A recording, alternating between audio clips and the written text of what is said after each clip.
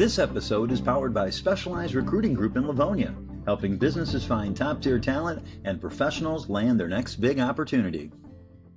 Welcome to Ghosted by the Machine, the podcast where job seekers break through the algorithm and finally get heard. No filters, no bots, just real conversation about what's actually happening in today's hiring system. I'm your host, Mark Lane, and today's guest has a pretty different take on hiring and what it actually takes for companies to attract talent. James Ellis works in employer brand and talent strategy, but he's also someone who challenges a lot of the assumptions companies make about hiring. James, great to have you here from the Windy City. Welcome to Ghosted by the Machine. Hey, Mark, how you doing? I'm thrilled to be here because to me, I think that intersection between how I talk about what makes a company interesting and how they attract people is literally the exact same thing as how I tell people to stand out in a job market so that they can get hired. It's literally the exact same advice. You just change some subjects and it's all the same. Right. Well, I've been out of work for about a year and I'm still trying to get my face out there. Yeah. So you said something that really catches people's attention, that companies don't actually need an employer brand. They need to become choosable. What do you mean by that? Okay. So we got to take like 3 steps back because that question has all these built-in assumptions. And if you're not in the weird world of recruiting and employer branding like I am, you're going, what? And you're looking to change the channel. Hold on. Give me 2 minutes to kind of get you situated and settled here. Bigger companies, AT&T, Boeing, Bank of America, Facebook, Google, whatever. There's a reason why people choose them. There's a reason why people want to work for them. And those reasons are all over the map.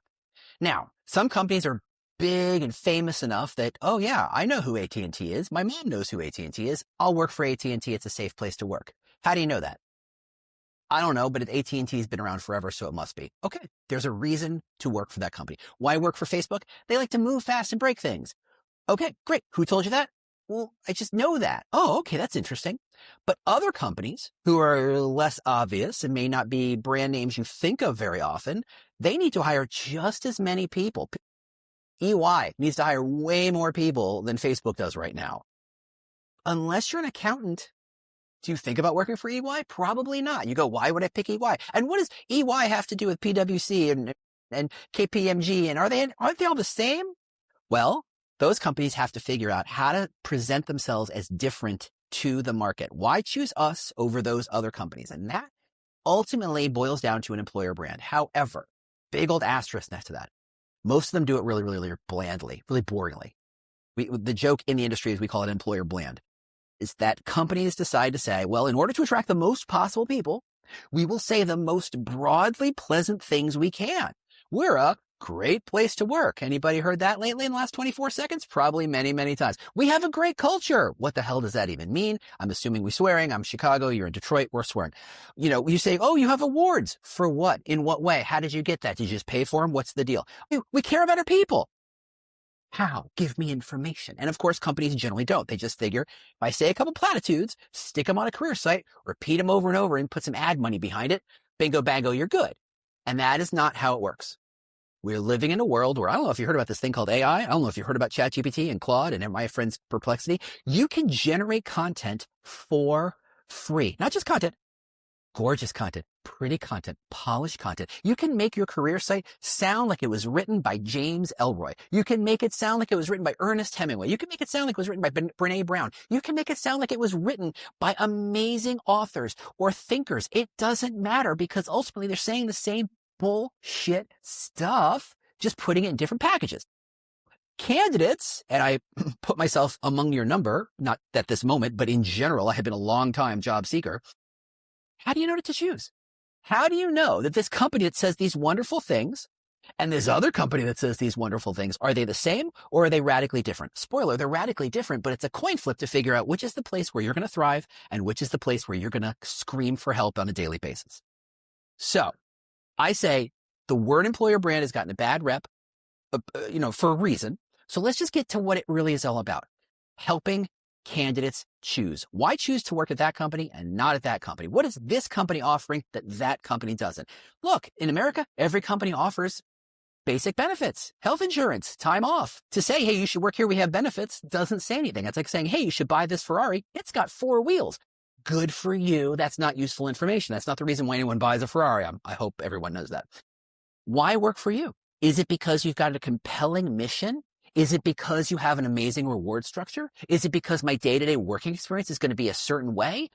Make that clear. Make it easier for candidates to choose. And the more a company can become more choosable to help the candidates make an informed choice, to not make it feel like a shell game or a kind of 3-card Monty with jobs and, your livelihood, which is fair. That's a nice, safe thing to do to other people, make people feel good about themselves. Instead of doing that, make it crystal clear what you offer so that the people who want that thing go, where have you been all my life? That is what choosability is all about. That's interesting. I worked with one of the local government companies here in Detroit area, and they were having an issue. It's a water department here in Detroit, having an issue with their messaging, and nobody wanted to pay their water bill, and things were getting broken, and just the media was all over that. Well, how do we change that? How do we change that mindset? So we went back and we spoke to the employees about working for the water company. Yes. And it was amazing to hear their stories, how hard they worked and how hard they worked for the residents of Detroit because they lived there. And they they didn't like the negative comments about the water department. So we had to build that brand from the internal conversations that we had. And we turned it into an advertising campaign. They saw their bills getting paid better, the residents were felt better about the water department because they heard their neighbors, their relatives speak about it. So that's a really common thing. So what happens very often is companies get themselves in a bit of a sticky wicket, if I might say. Let's say you're, I don't know, a big old nationally recognized pizza company who puts their ads all over football games, a time when everybody wants to eat pizza. And then it turns out your founder says some really racist stuff. Oops. Oh no. What happens? Well, what's the first thing you do? You get rid of that dude and you say, meet your local franchisee, the person making your pizza. You can't be mad at these people. They're making your pizza and your pizza's delicious. And don't you love pizza? And pizza feels good. Forget the other guy. Shut up.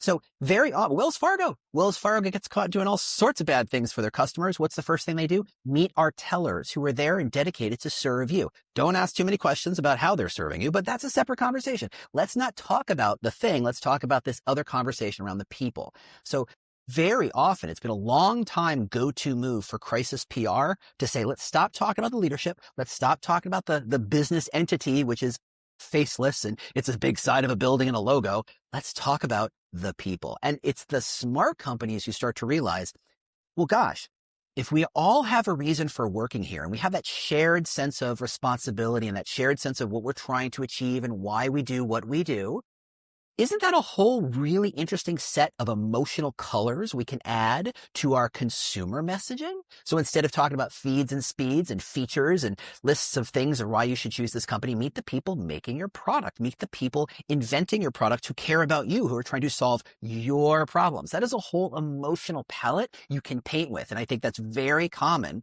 where companies are realizing we've got resources sitting right here called our people, who we pay, by the way, every 2 weeks. We should leverage them to tell a more emotional story about why people should choose us. And it could be choose us to work here, or it could also be choose to buy here. Right. So one thing we hear all the time from job seekers is that companies start to feel the same after a while. Same values, same culture, language, same career pages. Why do some organizations or many organizations end up sounding exactly alike when they talk about working there? Yeah, this is a situation, and having been in those rooms when those decisions get made, and trust me, you don't want to be in those rooms. Those are not exciting rooms to be in, but they happen. And it usually happens when a company is hitting either a crisis point or a critical size where they're realizing, okay, we're not kids anymore. We're not a startup. We have to behave like adults. And so we got to put some values on things because values make us sound serious. We're not here just to grab $10 from every one of our users every month. We're here to change the universe in some broad way. And I'm old enough to remember a time, and Mark, you might be too, in the 80s and 90s when it felt like everybody had to have a mission statement. And that mission statement had to be grandiose and talk about how you're planting flags on the moon for as well. It's like you're making axles, for goodness sake. Just say you care about making axles and making safe cars and making better products, making it cheap, whatever it is. But stop with the pontification. Stop with the flowery bullshit. That's very common in companies. And the thing is, most companies kind of do one of these. They put on their blinders and they go, okay, what do we like about ourselves? Because ultimately, When the company is talking about the company, what they're really talking about is their CEO. We're saying, oh, we have values, and those values are things like, oh, we have integrity.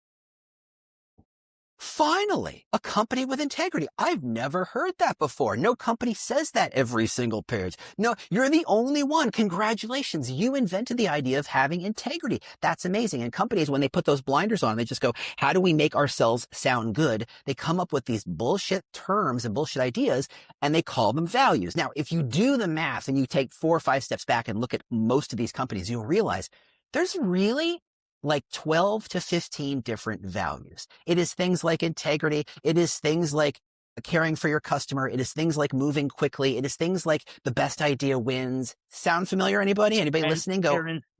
Transparency. Oh my God. There's so many different, but they're you wonder who came up with these ideas. Was it a public relations firm? It wasn't. HR department? Yeah, but it's a natural expression of what are some nice things that we care about as humans? How do we express them in a corporate mindset? Which, if that sounds like total bullshit legalese, you're 1,000% right. You win the prize. But they're the same things over and over again. And we dress them up with icons next to them or different language or whatever, but it's the same things over and over again. And the company, and when I say company, I mean the CHRO, the CEO, they feel really good about themselves to say they put these things out there because that's the nice story they like to tell about themselves. And that is the biggest problem with employer branding, is that very often it gets conflated with CEO ego. That is to say, oh, we're the company that cares about people. Oh, you're the only one. See, I was thinking all these nonprofits who care about people. Not them. It's you who make doohickeys. You're the one who cares about people. Got it. You're the only one. It just makes them feel good. And they don't look around. No one makes them stick their head up and say, would you look at these 20 other companies you're competing with and notice they're saying the exact same things? And when you don't do that, you end up with the same BS over and over and over again. So very often my job is to kind of say, literally, as I do my work, the first step is give me your 10 biggest talent competitors. Let me go scrape their content. Let me scrape their last LinkedIn posts, last 100 LinkedIn posts. Let me scrape their Glassdoor scores. Let me scrape all this stuff about how they talk about themselves. And let me do some pattern recognition, because it turns out AI is really good at that. And I will show you how many companies, I did this here. I was invited to a lunch a couple weeks ago. And they gave me the guest list of who was going to be there, 20 companies. And I went, great, I'm going to scrape all their career sites and all their values pages and all their culture pages. And I say, how many people here care about integrity and say so on the career site? And every hand went up. And I said, okay, but how many of you care about innovating? And every hand went up. And I went, congratulations. You realize you're all saying the same thing? And by the way, this is Palo Alto, so you're all competing with each other for the same project managers and developers and data scientists. You all sound exactly the same. And it's not until someone kind of puts the mirror up in front of them and say, you sound like everybody else, and here's the receipts to prove it. They just keep saying the same BS over and over and over again. So very much my job is to kind of say, the things that used to work, to look nice, to sound pretty, to throw some platitudes out there, that used to work. That 15 years ago, that worked, because if you remember 15 years ago, most career sites looked like ass. They were horrible experiences. They didn't even work in mobile, for goodness sake. You're like, that's not that long ago. You're right. It wasn't that long ago. They should have worked. They were horrible experiences. So when everybody looks like crap and everyone has crappy experiences, just looking nice and saying something nice is a huge differentiator. It's a way you win. But it turns out looking good and sounding good is free. It comes standard out of the package. When you open up your new ATS, you open up your new website, boom, it looks pretty good. Like, they don't suck anymore. And if everybody looks good, what's the value in looking and sounding good? It's like, if everybody looks like, Taye Diggs and a Kardashian or Chris Helmsworth, what's the value of looking pretty? Everybody looks pretty. Turns out you got to find something else to talk about. And that's really where I live, is to figure out, what can this company talk about that other companies cannot talk about, so that a candidate can go, oh, I want that. So James, you also said when companies can't really stand out, they end up having to buy applicants. What does that actually look like in the real world? So let's take a fake company we all know, Bullshit Inc., right? And they have their amazing values about integrity and innovation and transparency, and they have their benefits of, we have health benefits and we let you take some time off. And they have their headline that says, this is a place where you can be your best. And they say the same stuff everybody else does. And when everybody looks the same, and you're a candidate and you're looking around and you can't even remember the logo and you can't associate to any reason why them, what do? Well, when you're on your Indeed or you're on LinkedIn or you're on whatever your job board of choice is, and you type in your company, your title or your job type, and you see 1,000 job openings. Do you click on every one? Or are there plenty you go, I don't even know about who they are? No, I'm going to ignore them. Well, congratulations. You are one of the boring companies saying the same stuff everybody else is. You've given no one a reason to click the link. So how do you get people to apply?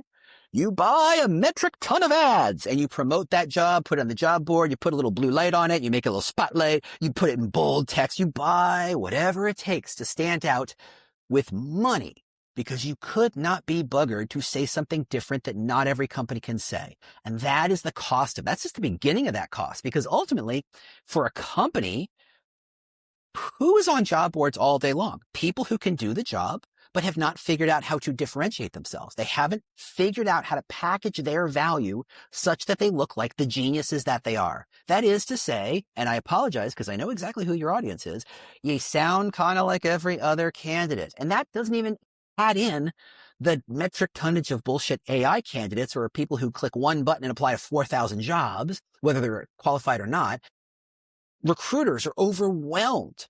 Every job you've ever applied for, assume has 500 applicants. Just assume. It's a good baseline assumption. Why should a recruiter look at your resume? Why should they pick up the phone and call you when they've got 499 people who kinda, sorta sound a lot like you? And I'm on Reddit all day long on, recruiting hell and job search, rate my resumes, all that stuff. And everybody kind of looks the same. Everybody's got the same template. Everybody's got the standard career summary, which is such total horseshit. It's unbelievable. Like, you're the project manager who wants to further your career. Oh, you're the only one. I've been waiting my whole life to talk to a project manager looking to further your career. Good for you, right? You have not invented gold here. You have not, split the atom. You look like everyone else. Now, before anybody gets mad at me, and I bet people are getting mad at me, I get where this is coming from.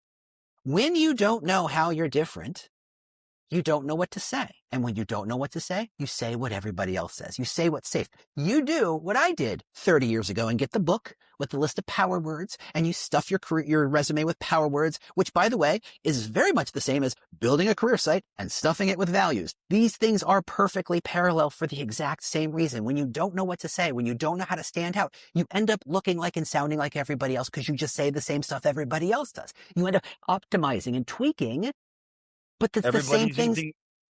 Everybody's using AI against AI. It's my AI is competing against your AI, and That's just the way it is. And the truth is, I'm going to assume, Mark, I'm going to assume you're a freaking genius at something. I don't know what it is. We don't know each other very well, but I'm going to assume you're a freaking genius at that thing.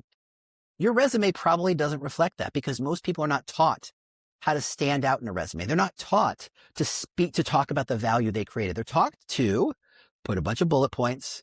Here's my career summary, which says pretty much nothing, which most recruiters have learned to kind of skip over because it says nothing. Oh, here's the last place I worked for, and here's the 5 things I did when I was there. Which, by the way, sounds like every other person. In the last place they worked, and the 5 things they did there. In the last place, and it sounds and looks, and when you're a recruiter and you're faced with 500 resumes, why pick you? And what happens is a recruiter scans, and everybody says, oh, recruiters, you have to get their attention in 30 seconds. Nope. You got to get it in 6. You got to give them a reason, because what they're trying to do, when you have 500 resumes to get through, you have one job. Throw as many out as you can, because that is an insane pile. It is a pile as high as your head. There's no way you're going to find the perfect thing. So the first thing to do is throw out the garbage. Now, when you say, I'm not garbage, and you're not, Mark, you're a genius. We've established that. Don't prove yourself. You don't have anything to prove to anybody because you're a genius. But the problem is if you look and sound like everybody else, the recruiters goes, I can't tell the difference between Mark and 400 other people who say the exact same stuff. So what does recruiter do to Mark's resume? Stick it in the no. Qualified, but no. Because there's a million of them, and I can't figure out which one of those to pick. Because in there are 3 or 4 people who stand out and are different, are saying, okay, I don't know what, it's not that you are more qualified. It's just that you're not a carbon copy of everybody else. So I'm going to call you now. Flip the script. Companies need to figure out how to say something so they're not carbon copies of every other company, so they can stand out, so people can say, I'm not going to treat you like every other company and just spam you with my resume and application. I'm going to go, oh, you're different. You care about status. You care about support. You care about this thing. I got to talk about that in my resume. I got to talk about that in my cover letter if you still do cover letters. And let's not get into cover letters. That's that's a fight. That is an arm wrestle, what that is. But you've got to figure out how to tell your story, because the story you tell to a company that cares about, I will push my grandmother over for a nickel, and the story you tell to the company that says we support each other and we are all kumbaya because together we succeed are different stories. They have to be in order to succeed, in order to show that you fit in and add value. So if a company doesn't tell you how they're different, you don't know how to tell them you're different. And consequently, you get the standard recruiting process, which, by the way, full disclosure, no one likes. Hiring managers don't like it because they don't trust that they're getting good qualified candidates, because they're not. Recruiters don't like it because they're burnt out, overworked, and everybody hates them. And that's true. Companies don't like it because the process effectively says, none of this is predictable. I can't predict anything. This sucks. And I don't know if you know this, but apparently candidates don't like it very much. Perhaps you have some experience in that. No one likes this process. It sucks. It is total crap, but there's nothing to replace it with. So the only way to fix it is to game it by figuring out how to tell a story that only you can tell. In the same way I tell companies, you got to figure out the story that only you can tell so that everybody can meet in the middle and find their partners, so that every pot can meet the lid that fits them. That's great. That's great insight, because I can tell you that there's some days you look at your resume, it's like, it's never going to fit this job, even though I am qualified for this job. And this is what AI is telling me to do. And this is how I have to use the AT. Oh, here's the thing. And that is a perfect encapsulation. So if a company doesn't say how they're different and what they're looking for and how they're interesting and how they're unique, and you say, hey, AI, look at this company and tell me how to rewrite my resume to fit that, AI is going to go, you sound like everybody else. So I'm going to make you the same resume I've made everybody else. And congratulations, you look and sound like everybody else. But if the company is very clear that they care about collaboration, this is one of my clients, so this is a good example. Say collaboration. They talk about how in the biotech industry, because what they're doing is they're bringing biology and engineering together to solve new problems in ways that no one has ever done before. That means biologists have to really understand how to talk to engineers and vice versa. And that's hard. And the only way to make that happen, i.e. the only way to make the business work, is to get these two very different audiences to learn to come together, not because they're forced to, but because there is an incentive, i.e. the company grows and they get more money. You know, everybody likes that. You have to learn to collaborate. And that's an idea that the company fosters by onboarding, has a collaboration class. And very often they actually calculate how many man hours the company spends in collaboration meetings where they do postmortems and they talk about how to collaborate better. That is a company crystal clear that they care about collaboration. Now hand that to an AI and the AI is going to say, I know what story we want to tell. And it might ask you 3 or 4 questions to tell me some stories about how you collaborated, but then it's going to tell a Mark Lane collaboration story, which is going to dovetail perfectly into this company collaboration desire. And suddenly you aren't one of 500 candidates. You're one of the 10 candidates who gets it. And suddenly you're a lot closer to the top of that pile. The AI is this lens that makes it crystal clear how sounding like everybody else fails everyone. AI is desperate for you to feed it different context so it can give you a better answer. And very often you don't have better context to give it, so you get what everybody else gets and you sound like everybody else. Yeah, because we haven't learned how to use it yet. It just got dropped on our plate. It says, hey, guess what? Yeah, and companies haven't figured out how to tell their own story to tell the AI about how they're different. And so you're like it's like at a game show where you're like, okay, here's a pile of peas and a can of milk. Now make a 4-course meal out of that. You're like, I'm going to make the exact same meal 500 other chefs are going to make because you got milk and peas. What are you going to do with that? Right? There's no raw material from which to kind of build something interesting. Well, this leads us into this question. This is great. From the candidate side, a lot of people feel like hiring has become really automated, which we just talked about. When someone's deciding whether to apply or accept an offer, what actually makes a company stand out? That's a great question. That's what a company needs to do. And it really comes back to this idea of getting away from platitudes, saying nice, pleasant things, because that's easy to do. I mean, it's free. It's free to say amazing. Hell, make up an award. You're the Dingus Award winner of 2026. Congratulations. You won the Amazing Dingus Award, whatever the hell that is. Make it up. You can sound great. I can sound great. I can say that I could dunk a basketball with one hand while eating a donut with the other. I could say that. I just did. I just said that. I just made this amazing claim, which is total crap because I'm 6'1" and chubby and old. So no, I can do the donut part. That's easy. But the dunking? No, I can't do that. It's easy to make these claims. Got to get past it. You got to come out to some place where what you said is credible, verifiable, because otherwise you're just saying nice things. And that is where companies really need to get. And that's a scary place for companies to live because it means I can't say I'm everything to everyone, which is a safe thing for companies to say. It's safe for them to say platitudes. It's safe for them to say we care about our people and that we're innovative and we care about integrity and we care about authenticity and all this other stuff. It's easy to say that stuff because they do. They don't all do it. They don't all live it. They don't all spend money on it, which is how companies show that they care about a thing, by the way. They just say it because they think they're supposed to. So companies have to figure out that when they sound like everybody else, it gets real expensive because those ads the price of ads are not going down. The price of job board promotions, not going down. The price of a LinkedIn recruiter seat, not going down. All those numbers keep going up for companies. Their spends keep going up. As a candidate, does the process get better for you? I don't think so. So the money keeps going out the door, but without much return for it. But when they start to figure out how to say something different, how to own something and start to prove it, they realize they don't have to spend as much money. So there's a company, actually, I don't even know where they're based. They're called Buffer. They used to be a big name in social media planning and scheduling. Yeah. They're not as well known anymore, but 7-8 years ago, hot stuff, really cool stuff like Hootsuite and Sprinkler and Sprout Social and Buffer. They're all kind of in that same kind of boat. Now it's not as common, but they've evolved. That's a company that really cares about transparency. You're like, of course, accountability, transparency, blah, blah, blah, blah. Move your lips. I don't hear anything coming out of your mouth. Whatever, blah, blah, blah. Except for one small, teensy, tiny detail on their career site, not locked in a PDF, not locked in their intranet, not locked in someplace you can't find. On their career site, one click away from the home, is a list of everybody who works there and their salaries. Now, tell me they're not transparent. You're not going to be able to do that. They have proven it beyond a shadow of a doubt. They have made, with one simple choice, they have made their claim so real, it is undeniable. Does anybody doubt that Facebook is all about move fast and break things? Of course not, because everything they've done since their inception has been about moving fast and breaking things, including occasional democracy, separate conversation.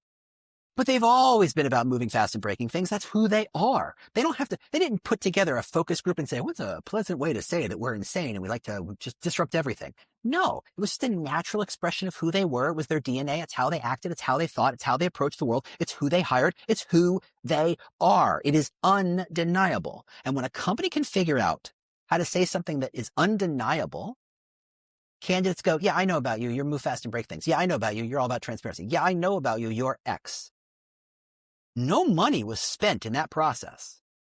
You are just known for this thing. The same way that everybody knows a Toyota car is fairly reliable. A Honda is very reliable. A Ferrari is sexy as hell. A Volvo is safe, right? All these things we just knew. Mostly they had to pay money for that stuff to make sure people associated those ideas with it. You don't have to. You can just simply be so clearly that thing that everybody goes, yeah, I know about you. You're that thing. And that's where a company needs to live. And when they do that, candidates go, oh yeah, I know about that company. I don't want that, which is fine because that moves that 500 resume pile down to about 100, which is somewhat more manageable.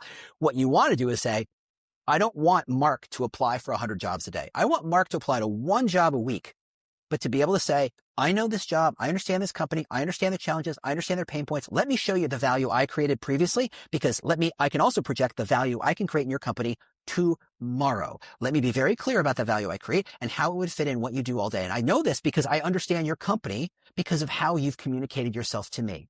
And suddenly you're not throwing stuff over the wall and feeling like it's a bunch of messages in a bottle, which let's be fair, it's how most job searching feels like. But instead it's about how do I position myself to be the obvious candidate for this company? And that's a whole different place to be. You open up a can there. So, Don't I? Well, I'm sitting here thinking about my experiences in the last year. And it's like, God, I wish I would have met you 8, 9, 10 months ago. An ecosystem of people who will tell you, like Reddit's my favorite because they talk, no, there's a way to do it. Let me speak bluntly as someone living in the recruiting side of the world to candidates who hate recruiters. And I get why you hate them. You're wrong, but I get where that comes from. Recruiters tell you to do a certain thing to make it easier for recruiters. But in so doing it, you made it boring. You've made it so their world is simple. Everybody is at the same level. Everybody uses the same templates, the same power words, the same formats, the same focus, the same 3 fonts. You still got a black and white resume? Why? Who's the last time anybody printed a resume? Put some color in that bad boy, man. Bring some personality to life. Bring your own expression to life. That is what recruiters will tell you. That is what resume writers will tell you, because it worked 40 years ago. Right. That is not what works anymore. And recruiters will tell you, no, that what James is saying is wrong, except the evidence shows that I'm right, because the recruiters will go, good, I want everybody to kind of be the same because I want to pick the best. But the one who stands out is the one who gets picked all the time. But recruiters don't see it that way. They don't think that way. They think they're making this rational decision of, I'm balancing the 500 candidates who picked and I'm stack ranking them in a certain way. And here's the top 5, blah, blah. It never happens. They put everybody in a pile called qualified, but I'm bored.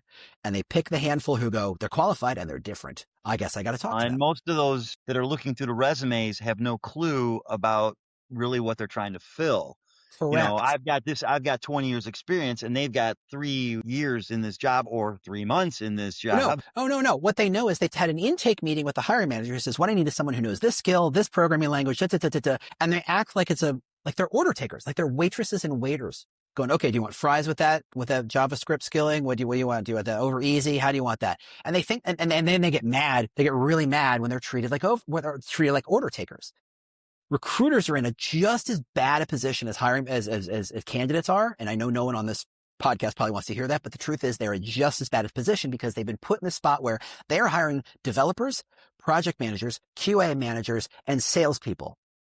They can't know all 4 of those jobs very well at all. So all they're doing is being this conduit to kind of take some notes that they kind of scribbled together in the intake meeting, stick it in the job posting. They don't know what to say, so they're going to make it sound like every other job posting. And that's why you go, you all look the freaking same, and I hate it. And yes, and we all hate this process. However, if you're the expert, it is not your job to show that you're qualified. There's 500 other people who are qualified. And I think that's the message we keep telling candidates. Show how that you're qualified. And I see on Reddit all the time, I'm qualified. I didn't even get a phone call. It's like, you were one of 400 qualified people. Of course you didn't get a phone call. The law of big numbers says, yeah, once in a blue moon you get a phone call, but you look and sound like everybody else. Go Google your job title and the word resume and image search and see what the competition is saying. What do other resumes look like? Recruiting is a zero-sum game. If someone gets that job, you can't. So your job is not to be qualified. Your job is to be the choice that is better and different than everybody else applying for that job. That is the only way you get a job. It's the only way you get a phone call. And we've taught people to look qualified, to prove that they're qualified for that job. Don't work that way no more. You got to show you have industry experience, or you have a different point of view that creates more value, or that you know how to quantify the value you created, whether you're a developer or a project manager or a data scientist or whatever, nurse or whatever it is you're doing. You have to define the value you bring to the table, and then you have to translate it, because the recruiter doesn't know how to do this. You have to translate it into how the company sees that value. And when you do that, you get more phone calls. Now, what happens after the phone call? You're on your own there, buddy. I can't help you that. Yeah, I'm not on the phone with you, but I can tell you how to position your resume to get better calls. It is to say, send fewer, don't tailor them. Understand how to position your value so that you are unique, that you are not one of many, you are one of one. You have a monopoly on this wonderful thing that is. And if it takes you a day or 2 or a week to figure out what that is, good. That puts you in rarefied air. And I promise you, if you do that, you will get more phone calls. And do it in 6 seconds or less. Well, you've got to present. That's two different parts. You've got to understand how Mark is Mark, how there's nobody like Mark. What is the thing that Mark does? And it might be where you worked. It could be a job title. It could be a company. It could be where you went to school. It could be that you know somebody. It could be that you've been in that industry for 6 years and you can actually bring them things that makes them better. That you got to figure out on your own.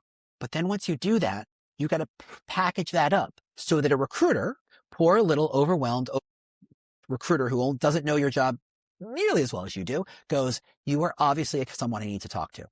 And you do that. Okay, this is where I'm wandering into James territory. There are many ways to do that. But my favorite is to get rid of your career summary section and just say, give me a headline as to your superpower.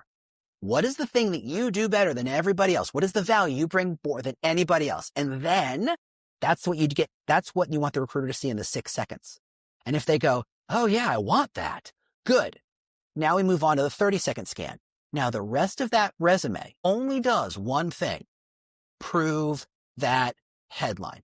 I don't care where you went to school if it doesn't prove that headline. I don't care what your job was 3 jobs ago if it doesn't prove that headline. I don't care what you're certified in if it doesn't prove that headline. That's not what this is for. It's all about proving the headline. Your resume is a commercial for you and how you are not like everybody else. Not that you fit in, but that you are different and you should be picked. And that is a very different way of, and trust me, I get a lot of pushback from not hiring managers, but resume writers who go, that's not the right way to do it. Like, yeah, the way you did it made sense 40 years ago, not today. And if you're smart, and Mark, I suspect you're no dummy, you take the thinking and you go to your LLM and say, okay, here's the job I'm applying for. Here's what I think is interesting about that company. I've done a little brain work to say, what is this company doing? What are they different at? What are they interested at? I've looked at what they've talked about on LinkedIn. I've looked at what their job videos are about. They really seem to keep talking about this thing. Help me rewrite this idea so that it's designed to reach someone who cares about that idea. That is enough context that it will write things that, 1, you would never have thought of, and 2, no one else will have written either. And that's where you start to create. It is a process. I'm not saying tomorrow you're going to get 1 million phone calls, but I am saying the more you really hone at that thing that makes Mark amazing, that nobody else can do, and the more you package it clearly, and the more you prove it, you are effectively putting a recruiter in a position where they have to call you. Or what exactly are they doing? Because you don't look like everybody else. You've shown your value to that company. You've packaged yourself. You're the only one talking about that.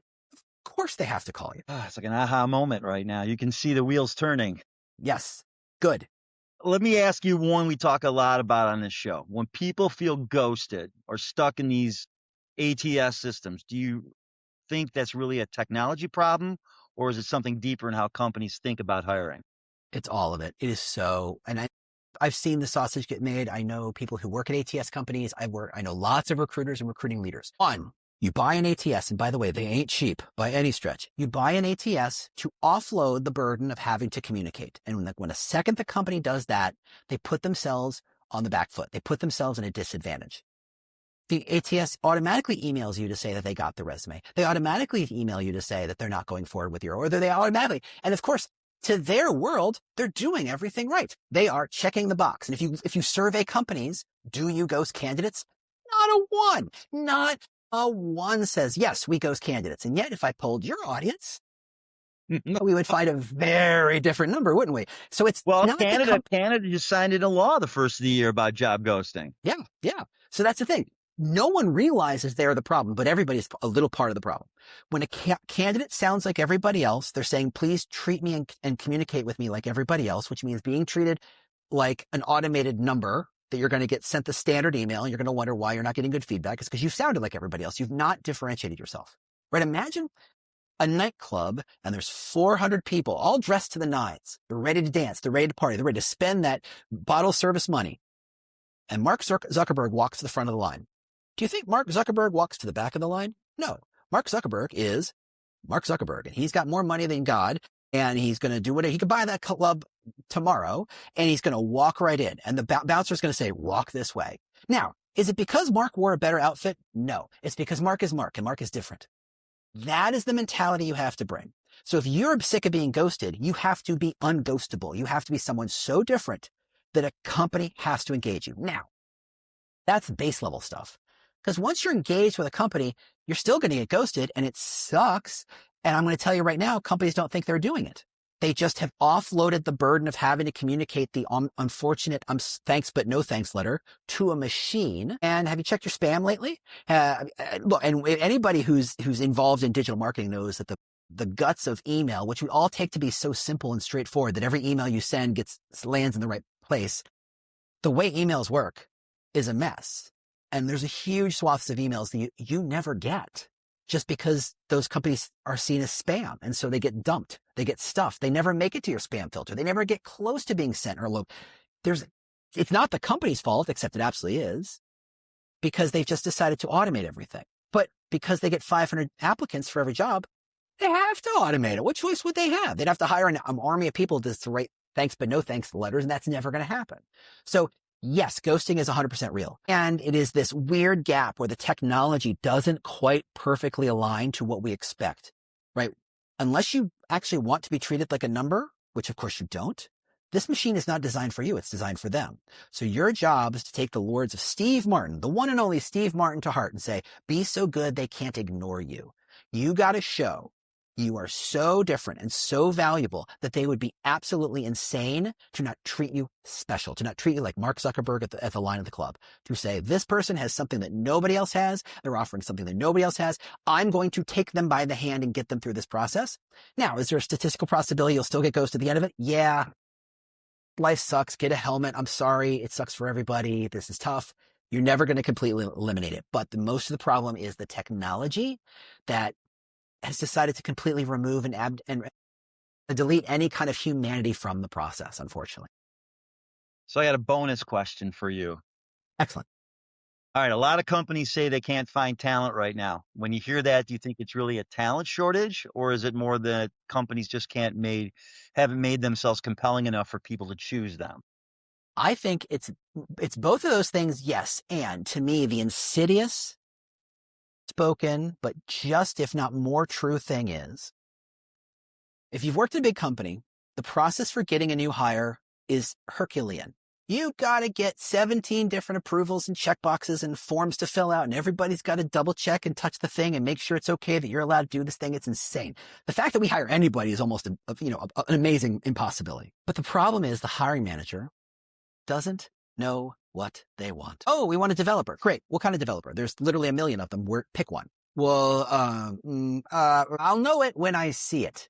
And if I had $1 for every time a hiring manager says, I'll know it when I see it, I wouldn't have to do podcasts, right?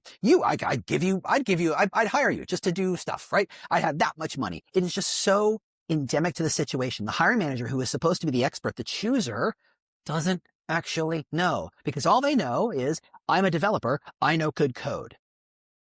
But there's lots of people who know good code. So then how do you pick? I don't know. And you get in trouble.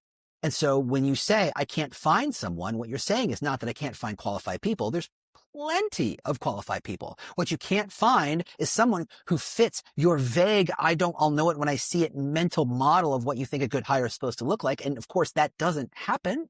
And so you go, I don't know who to hire, so I won't. You just can't find any good people out there.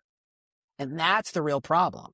We have to make it. And this is the number of times I've gotten a job by effectively taking the hiring manager by the hand and saying, I know my world better than you know this world. Let me tell you how to hire someone great. Let me tell you who to look for. Let me tell you what qualities to look for. Let me tell you what questions to ask. Let me tell you, hey, in employer branding, there's really 4 different kinds of employer branders. There's conceptualists, there's managers, there's politicians, and there's oh, I had no idea. And the more I can educate the hiring manager, the more I'm going to get picked, because I'm showing my expertise and my value. And that is something that, because we assume that hiring managers have the answer because they get to pick, because let's be fair, they have all the power, but they don't have all the answers. So what we have to do is bring our value to the table and show them, I know you're probably looking for someone who does X and Y and Z.